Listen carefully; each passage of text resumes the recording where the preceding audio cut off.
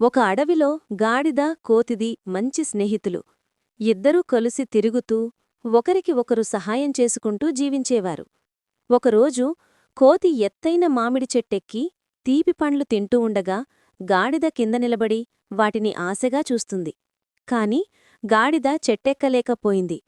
గాడిదకు పండ్లు కావాలని తెలిసిన కోతి వెంటనే చెట్టుమీద ఉన్న పండ్లను కిందకు తోసి గాడిదకు అందిస్తుంది. గాడిద ఆనందంగా తింటుంది.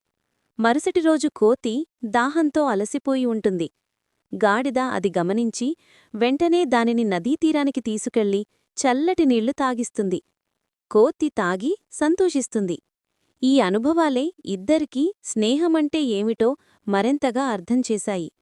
గాడిద, కోతి ఇద్దరూ తమలో ఉన్న బలహీనతలను, బలాలను అంగీకరించి ఒకరికోసం మరొకరు ఉండటం నిజమైన స్నేహమని గ్రహించారు.